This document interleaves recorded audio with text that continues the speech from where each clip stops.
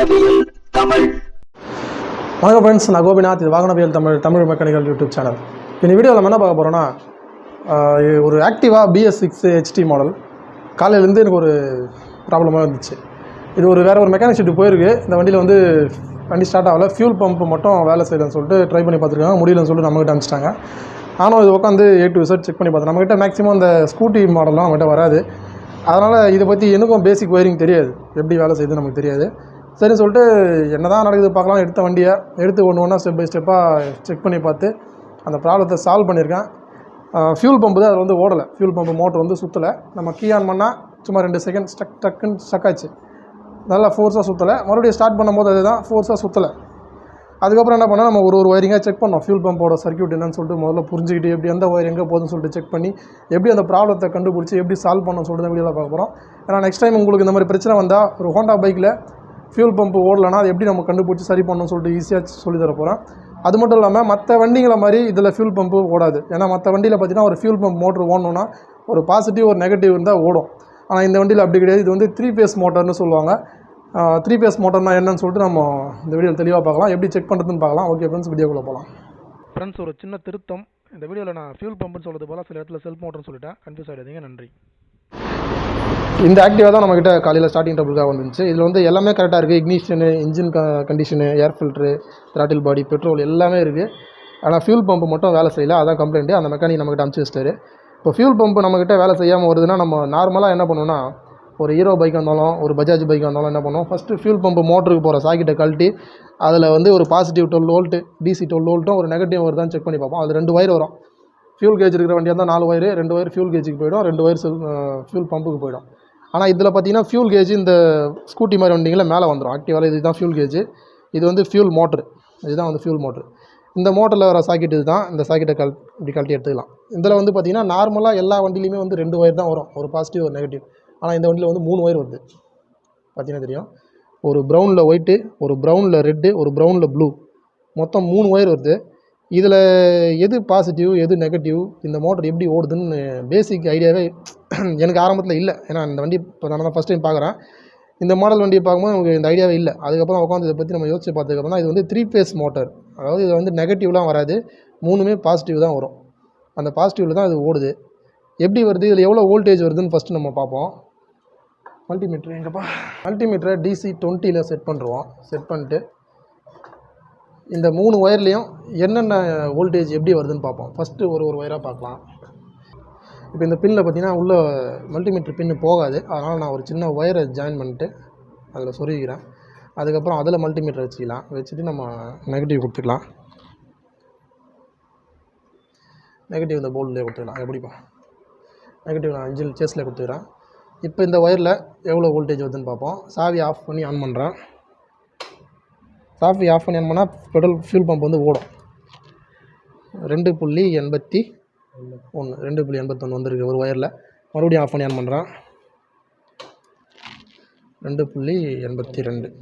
இப்போ அதே இன்னொரு ஒயரில் எடுத்து போடுவோம். இப்போ நான் போட்டுறது பார்த்திங்கன்னா ப்ரௌனில் ஒயிட்டு, அடுத்து ப்ரௌனில் ப்ளூ. அதில் போடுறேன். கலர் தெரியலன்னா பார்த்தா புரிஞ்சுப்பாங்க, ஒன்றும் பிரச்சனை இல்லை. ப்ரௌனில் ப்ளூ சென்டர் ஒயரில் போட்டு மறுபடியும் சாவியை ஆஃப் பண்ணி ஆன் பண்ணுறேன். எவ்வளோ வந்துச்சு? 2.72. எர்த்து ஒழுங்காவி 2. சரி 2.21. அடுத்து இன்னொரு ஒயர் லாஸ்ட் ஒயரில் பார்ப்போம். லாஸ்ட் ஒயர் பார்த்திங்கன்னா ப்ரௌனில் ரெட்டு. அதில் வச்சுட்டு மறுபடியும் நான் சாவி ஆஃப் பண்ணி ஆன் பண்ணுறேன். 2.35. எனக்கு தலைகீழாக தருதுங்க. 2.58. சரி ஓகே. இப்போ பார்த்தீங்கன்னா அதில் 2லேருந்து 3க்குள்ளார வோல்டேஜ் வருது.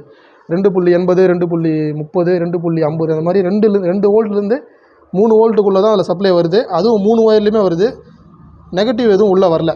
அப்போ இது 3 phase மோட்டர்னு நம்ம புரிஞ்சிக்கலாம்.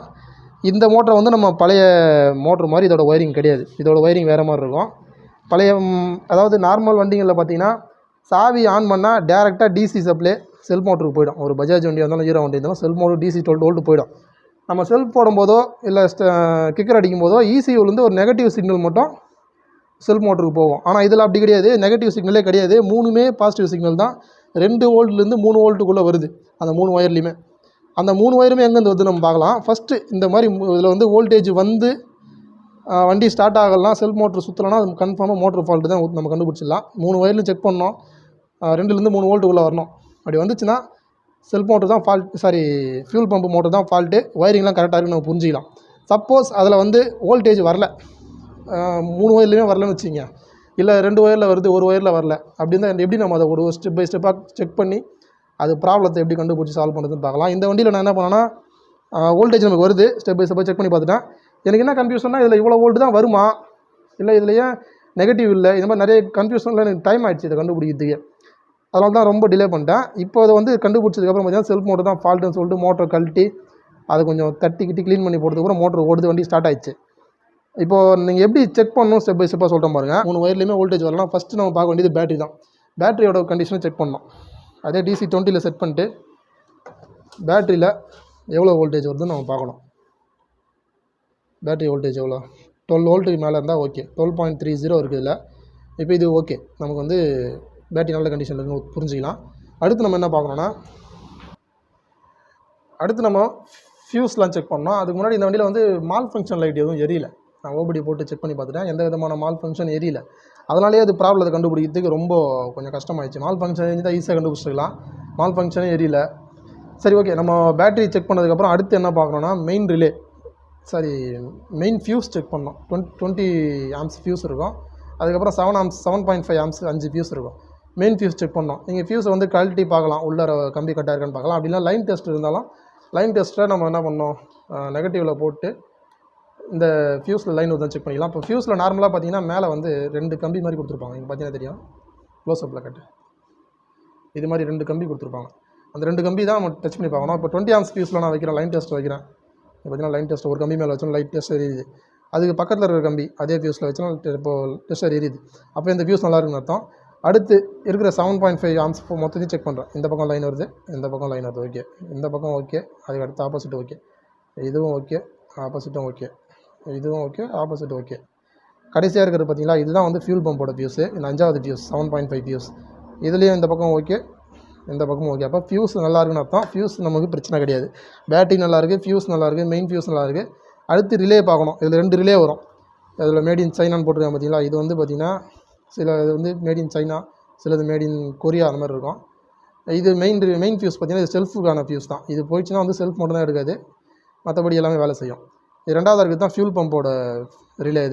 இந்த ரிலே வந்து நம்ம எப்படி செக் பண்ணோன்னா, இந்த ரிலே கழட்டி ரிலே ஃபங்க்ஷன் ஆகுதான்னு செக் பண்ணலாம். நார்மல் 4 பின் ரிலே தான். ரிலே ஃபங்க்ஷன் ஆகுதான் நம்ம வந்து பாசிட்டிவ் நெகட்டிவ் கொடுத்து பார்த்தா டிக் டிக்னு சவுண்ட் வரும். இப்போ நம்ம வருதான் செக் பண்ணி பார்த்துருவோம். இதில் இது 2ம் பாசிட்டிவ் நெகட்டிவ், இது 2ம் இன்புட் அவுட்புட்டு. நம்ம ஒரு சின்ன ஒயரை இதில் ஜாயின் பண்ணிட்டு சும்மா வச்சுக்கிட்டு அந்த ஒயரை வந்து நெகட்டிவில் வச்சுக்கலாம். நெகட்டிவில் வச்சுட்டு இன்னொரு கம்பியை பேட்டரியோட பாசிட்டிவில் வச்சோன்னா சவுண்டு வரணும், டிக் டிக்னு. இந்த மாதிரி டிக் டிக்னு சவுண்ட் வந்தால் ரிலே நல்லா இருக்குன்னு அர்த்தம். அப்போ அந்த ரிலே ஓகே, நல்லா இருக்குது, ஒன்றும் பிரச்சனை இல்லை. அப்படியும் நம்ம ரிலே வேறு ரிலே இருந்தால் போட்டு பார்த்துக்கலாம், கன்ஃபார்ம் பண்ணிக்கலாம். அப்படி ரிலே எதுவும் இல்லைனாலும் இந்த 4 ஒயர் இருக்குது பாருங்கள். இதில் இந்த ரிலேவோட 4 ஒயர், ரிலேவில் எப்படி 4 காலம் இருக்கோ அது மாதிரி ரிலேவில் 4 ஒயர் இருக்கும், 4 சாக்கெட்டு. அது எப்படி பார்த்தீங்கன்னா இங்கே ஒன்று இருக்கா, அதுக்கு ஆப்போசிட் 2 இருக்கும். இதில் வந்து 2 பாசிட்டிவ் வரணும். இது ஒரு பாசிட்டிவ் வருதா, டெஸ்ட்டை காட்டு, இது ஒரு பாசிட்டிவ். அதுக்கு ஆப்போசிட்டில் ரிலே ஆன் பண்ணுறதுக்கு ஒரு பாசிட்டிவ். 2 பாசிட்டிவ் வந்துச்சுன்னா ஓகே, ரிலேவுக்கு சப்ளை கரெக்டாக வருதுன்னு அர்த்தம். இதில் வந்து நெகட்டிவ் வரும். இது வந்து ரிலேவோட அவுட்புட்டு. நம்ம இந்த ரிலேவோட இன்புட் அவுட்புட்டை மட்டும் டேரெக்ட் பண்ணி பார்த்துக்கலாம். ஒரு துண்டு ஒயர் வச்சு டேரெக்ட் பண்ணி ரிலேவுக்கு பதிலாக நம்ம இதை வச்சு செக் பண்ணிக்கலாம். அந்த மாதிரி ஒரு துண்டு ஒயர் வச்சு டேரெக்ட் பண்ணிட்டோன்னா நமக்கு வந்து ரிலே நல்லா இருக்குது. அதாவது ரிலே இல்லைனாலும் வண்டி வந்து ஃபியூல் பம்ப் ஆன் ஆகும். இது மாதிரி டேரெக்ட் பண்ணிட்டு நம்ம ஸ்டார்ட் பண்ணி பார்த்தா ஃபியூல் பம்புக்கு அந்த சைக்கிள் லைன் வந்து செக் பண்ணிக்கலாம். இது பண்ணியும் நமக்கு லைன் வரல அப்படின்னா அடுத்து என்ன பண்ணோன்னா, இந்த செக்மெண்ட்டை ஃபுல்லாக விட்ருங்க. இந்த பக்கத்தை நம்ம வேலை முடிஞ்சிச்சு, இங்கே செக் பண்ணது எதுவுமே கிடையாது. அடுத்து நம்ம ECU கிட்ட தான் போகணும். ECU ஒன்றை போய்ட்டு செக் பண்ணலாங்க. இப்போ இந்த வண்டியில் பார்த்தீங்கன்னா இதுதான் வந்து ECU ப்ளஸ் ISGன்னு சொல்லுவாங்க. வண்டி இதில் வந்து செல்ஃப் மோட்டர் இல்லாத மாடல்ன்றதுனால ISGன்னு சொல்லுவாங்க, இன்டகிரேட்டர் செல்ஃப் ஸ்டார்ட். அந்த செல்ஃப் ஸ்டார்ட்டுக்கு தேவையானதும் வண்டியை ஸ்டார்ட் பண்ணக்கூடியதும் ஃபியூல் பம்ப் ஆனது எல்லாமே இந்த ஒரு பாக்ஸ் தான். இதில் ஒரு பாதி இந்த சாக்கெட் விட்ருங்க. இது வந்து பார்த்திங்கன்னா full and full battery charging, ISG இது சம்மந்தப்பட்டது. இந்த பக்கம் நம்ம செக் பண்ண தேவை. அதாவது ஃபியூல் பம்ப் ஓடலைன்னா அதுக்காக நம்ம இந்த பக்கம் எதுவும் பார்க்க வேண்டிய அவசியம் இல்லை. இந்த ஒயர் எல்லாமே வந்து நம்ம டச் பண்ண வேண்டிய அவசியமே இல்லை. நம்ம இங்கே பார்க்க வேண்டியது இங்கே தான். இங்கே பார்க்க வேண்டியது மெயின் என்னென்னு பார்த்தீங்கன்னா, நம்ம அந்த ஃபியூல் பம்ப்பு ஃபியூஸ் சொன்னோம் பார்த்தீங்களா, 7.5 ஃபியூஸு, 7.5 ஃபியூஸு. இந்த ரிலேலேருந்து வரக்கூடிய ஒயர் பார்த்தீங்கன்னா இந்த ரெட்டில் ஒயிட்டு, இந்த சில்வர் ரிலேலேருந்து வரும். இந்த ரெட்டில் ஒயிட் கலர் ஒயர் தான் நேராக ஈசியூக்கு வரும். அதில் 12 வோல்ட் வரணும் நமக்கு. அந்த ரெட்டில் ஒயிட் கலர் ஒயர் எதுன்னு பார்த்தீங்கன்னா அது இங்கே வருது பாருங்கள். இந்த சாக்கெட்டை கழட்டி பார்த்துடலாம். சாக்கெட்டை கழட்டி பார்த்தோன்னா வருது பாருங்கள். அதே ரெட்டில் ஒயிட் 1 2 3வது ஒயர், இது 3வது பின்னு. இந்த 3வது ஒயரு ரெட்டில் ஒயிட்டு 1 2 3வது ஒயரில் ஒரு ஒயரை ஜாயின் பண்ணிக்கிறேன். 1 2 3 ஜாயின் பண்ணிட்டு, ஏன்னா அதுலேயும் நமக்கு மல்டிமீட்டர் பின் உள்ளே போகாது. இதில் எவ்வளோ வோல்டேஜ் வருதுன்னு நம்ம பார்ப்போம். மல்டிமீட்டர் பாரு, இதுக்கு நெகட்டிவ் கொடுத்துக்கலாம். இதில் நமக்கு 12.28 வோல்ட் வருது. பேட்டரியில் இருக்கிற வோல்டேஜ் 12.30 தான், அதில் 12.28 வருது. 29 ஓகே, ஒன்றும் பிரச்சனை இல்லை. நம்ம அந்த ரிலே மூலமாக வரக்கூடிய வோல்டேஜ் ஃபுல்லாக இதில் வருது. அப்போ இசியூக்கு இன்புட்டு போகுது. அப்போ நம்ம இதை கனெக்ட் பண்ணிப்போம். இது தேவையில்லை. இதுக்கப்புறம் இதில் செக் பண்ணுறது எதுவும் இல்லை, கனெக்ட் பண்ணிப்போம். அடுத்து இசியூலேருந்து 3 ஒயர் நான் சொன்ன பார்த்தீங்களா, ஃபியூல் பம்பில் வந்து 3 ஃபேஸ் லைன் வருது, 3 ஒயர் வருதுன்ட்டு. அதாவது ஒரு ப்ரௌனில் ஒரு ஒயிட்டு, ப்ரௌனில் ஒரு ப்ளூ, ப்ரௌனில் ஒரு ரெட்டு, அந்த 3 ஒயருமே இசியூலேருந்து தான் போகுது. அந்த ஃபியூல் பம்பு சாக்கெட்டில் இருக்கக்கூடியது அந்த 3 ஒயர் எதுன்னு பார்த்தீங்கன்னா இந்த 3 ஒயர் தான். அது ஒரு ப்ரௌனில் ஒரு ஒயிட்டு, ப்ரௌனில் ஒரு ப்ளூ, ப்ரௌனில் ஒரு ரெட்டு. இந்த 3 ஒயருக்கு இசியூலேருந்து ஃபியூல் பம்பு சாக்கெட்டுக்கு கண்டினியூட்டி செக் பண்ணணும். கண்டினியூட்டி கரெக்டாக இருக்கும், நடுவில் எங்கே கரெக்டாக இருக்கான்னு செக் பண்ணணும். இதில் வந்து இசியூலேருந்து முதல்ல அவுட்புட் வெளியே வருதான்னு செக் பண்ணலாம். நான் என்ன பண்ணுறேன், இந்த 3 ஒயரும் லைட்டாக இன்சுலேட்டர் எடுத்து வச்சுருக்கேன். அந்த ப்ரௌனில் ரெட்டு ஃபஸ்ட்டு அதில் வச்சுட்டு மல்டிமீட்டர் நெகட்டிவ் பண்ணிட்டு சாவி ஆஃப் பண்ணி ஆன் பண்ணுவேன். 2.89, அதாவது அந்த 2லேருந்து 3 வோல்ட் வந்து வருது. இது வந்து பார்த்திங்கன்னா இந்த இசியூலேருந்து வரக்கூடிய ப்ரௌனில் ரெட் கலர் ஒயரு. இந்த ஒயர் நேராக ஃபியூல் பம்பு சாக்கெட்டு தான் போகுது. அடுத்து ப்ரௌனில் ப்ளூ, இந்த ஒயரை செக் பண்ணுவோம். இந்த ஒயரில் அதே மாதிரி மல்டிமீட்டர் வச்சுட்டு நெகட்டிவ் பண்ணிட்டு சாவி ஆஃப் பண்ண 2.94, ப்ரௌனில் ப்ளூலையும் 2.94 வருது. அடுத்து ப்ரௌனில் ஒயிட்,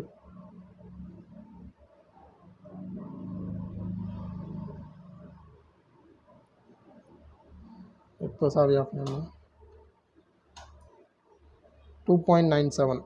அந்த 2லேருந்து 3 வோல்ட் எங்கேருந்து வருதுன்னு பார்த்தீங்கன்னா நேரடியாக இசியூலேருந்து தான் வருது. இசியூலேருந்து ஃபியூல் பம்பு சாக்கெட்டுக்கு போகுது. இப்போ நம்ம செக் பண்ணும்போது அங்கே ஃபியூஸ்லாம் கரெக்டாக இருக்குது, ரிலேலாம் கரெக்டாக இருக்குது, எல்லாமே நல்லா இருக்குது. இசியூ இன்புட் போகுது, அவுட்புட் மட்டும் வெளியே வரலனா இசியூ ஃபால்ட்டு, இசியூ தூக்கி போட்டு இசியூ போட்டுக்கலாம். சரிங்களா? ஒரு ஒயரில் வருது, ஒரு ஒயரில் வரலனாலும் இசியூ ஃபால்ட்டு, தூக்கி போட்டு வேறு இசியூ போட்டுக்கலாம். அப்படி 3த்துலேயுமே லைன் வருது, 2 to 3 வோல்ட் வருது, ஆனால் ஃபியூல் பம்பு ஓடலை அப்படின்னா நம்ம நான் ஃபஸ்ட்டு சொன்ன மாதிரி இசியூலேருந்து fuel pump socket continuity check பண்ணோம். ஒயர் ஏதாவது கட்டாக இருக்கான்னு பார்க்கணும். கட் ஆகலை, நல்லா இருக்குது அப்படின்னா ஃபியூல் பம்ப் மோட்டர் தூக்கி போட்டு வேறு மோட்டர் மாற்றிக்க வேண்டியது தான். சிம்பிள் மேட்ரு வேலை. ஏன்னா இது வந்து எனக்கு இந்த அளவுக்கு கிளியராக நம்ம தெரிஞ்சுக்கிட்டால் தான் நம்ம வந்து ஃபால்ட் அட்டன் பண்ண முடியும். அதை தெரிஞ்சுக்கிட்டே எனக்கு கிட்டத்தட்ட ஒரு நாள் ஆயிடுச்சு. இந்த அளவுக்கு எக்ஸ்பிளைன் பண்ணி யாரும் தமிழில் வீடியோ போடல. நிறைய சர்ச் பண்ணி இதோட ஒயரிங் டயக்ராம்லாம் டவுன்லோட் பண்ணி பார்த்து அதுக்கப்புறம் தான் நமக்கு இதை பற்றி தெளிவாக புரிஞ்சுது. ஏன்னா 3 ஃபேஸ் மோட்டார்ன்ற ஒரு கான்செப்டே நான் இன்றைக்கி தான் ஃபஸ்ட் டைம் பார்த்தேன். நிறைய பேர் தெரிஞ்சிருக்கலாம் முன்னாடியே, ஆனால் நான் இன்றைக்கி தான் ஃபஸ்ட் டைம் தெரிஞ்சுக்கிட்டேன். அதனால தான் கூட ஷேர் பண்ணியிருக்கேன். இப்போ ஃபைனலாக நம்ம வந்து பார்த்திங்கன்னா வண்டியை ஸ்டார்ட் பண்ணிட்டோம். ஸ்டார்ட் பண்ணோடனே மால் ஃபங்க்ஷன் ஆன் ஆகுது, உடனே ஆஃப் ஆகிடும். இது வந்து மால் ஃபங்க்ஷன் எரியவே இல்லை, அதுதான் பிரச்சனையே. இதே மாதிரி கரெக்டாக ஆஃப் ஆகிடுச்சு. இப்போ நான் வண்டி ஸ்டார்ட் பண்ணி காட்டுறேன் பாருங்க. பக்காவாக ஸ்டார்ட் ஆகுது, எந்த பிரச்சனையும் இல்லை. ஓகே, இதில் பார்த்தீங்கன்னா ஃபியூல் பம்ப்பு வந்து ஸ்டக்காக இருந்துச்சு. ஸ்டக் ஆனதை கொஞ்சம் தட்டி க்ளீன் பண்ணதுக்கப்புறம் ஓட ஆரம்பிச்சிது. சிம்பிளாக முடிஞ்சிச்சு. இல்லைனா நானும் ஒரு 4000 கொடுத்து ஃபியூல் பம்ப் மாற்றிருக்கணும். ஆனால் கிடைக்கல. நான் மாற்றலாம் தான் ஐடியா பண்ணி விசாரித்தேன். இங்கே எங்கேயுமே ஸ்டாக் இல்லை. ஸ்டாக் இருந்தால் மாற்றிட்டு இருப்பேன். அது கிடைக்கலன்னும் போது சரி ஏதாவது ட்ரை பண்ணி பார்க்கலான்ட்டு தட்டி அது வந்து மோல்டு பம்பு, இது நம்ம கழட்ட முடியாது. ஃபில்ட்ரு வரைக்கும் தான் கழட்ட முடியும், மற்றபடி உள்ளே இருக்கிற காயெல்லாம் நம்ம பார்க்க முடியாது. மோல்டு பம்புன்றதால நம்ம இதை கழட்டத்துக்கு வேஸ்ட் சொல்லிட்டு ட்ரை பண்ணி அப்புறம் க்ளீன் பண்ணி போடுறதுக்கப்புறம் தானாக ஓடுது தட்டின ஒன்று. அதனால் கஸ்டமருக்கும் செலவு மிச்சம், நமக்கும் வேலை மிச்சம். ஓகே, இப்போ எனக்கு இன்றைக்கி நான் தெரிஞ்சுக்கிட்ட ஒரு புது விஷயத்தை உங்கள்கிட்ட ஷேர் பண்ணியிருக்கேன். ஓகே ஃப்ரெண்ட்ஸ், வீடியோ பிடிச்சா லைக் பண்ணுங்கள். வீடியோ சந்தேகம் குறைகள் தவறு இருந்தாலும் கமெண்ட்டில் சொல்லுங்கள். நம்ம சேனல் பிடிச்சினா கொஞ்சம் சப்போர்ட் பண்ணுங்கள். சப்ஸ்கிரைபர்ஸ் ரொம்ப குறைஞ்சி போயிட்டாங்க, பார்த்து கொஞ்சம் பண்ணி விடுங்க. Thank you friends.